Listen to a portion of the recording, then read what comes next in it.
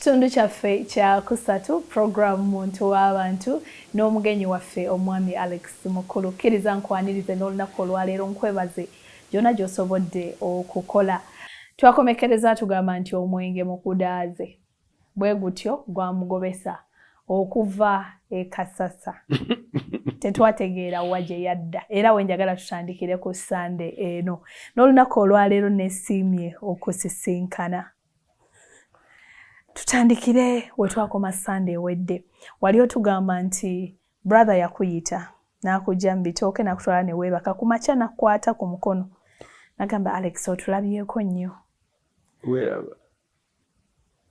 Biki ebyarotatinga mu bwongo bwo at that particular time era waddawa? Tewali kuba bibiri byali byegasse. Ekaba tugambye school fees tewakola ki? Already wagenda okujja nga bagambye.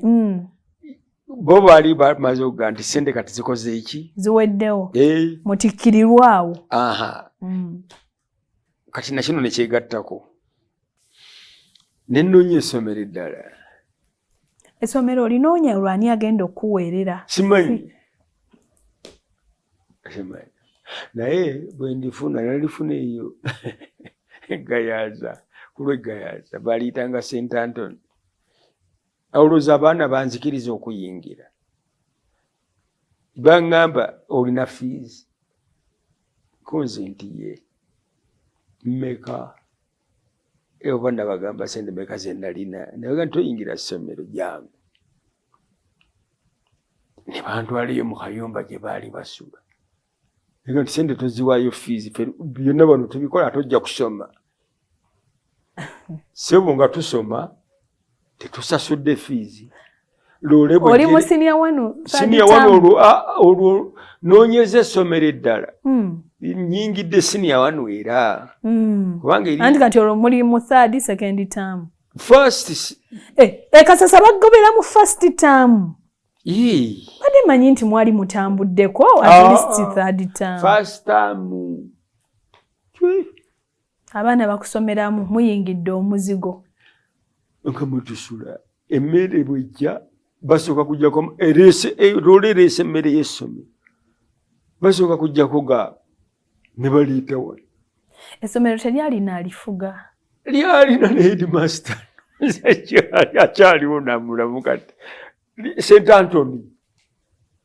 Anthony simanyi biki lyali awo Gayaza. Twakola eddalu eyo. Kusaawe nali simanyi kyenjagala. Naye nga kyenjagala kimmanja. Kyo kimmanja. Okukituukiriza. Naye nga nze sikimanyi. Kyali kyekyo kye wazuula oluvannyuma. Nakati naguno gujjwa njagala kubulya nti nakazuulako kitundu kyakyo. Natondewa lwaki ku nsi kuno. Why am I here? Abantu bangi nnyo babuuza, when were you born? Who are you? Where do you live? How are you? Naye singa nkubuuza ekibuuzo nti why are you? Batono nnyo abakiddamu. They never. But they know where they are, how they are, who they are, and when they are. Naye ensonga lwaki watondebwa? But why are you? Tewali akiddamu. Simanyi lwaki osanga mu mwinzo kinziramu. Naye nze mbuuziza abaana benkola nabo bangi. Nemubuuza nti why are you?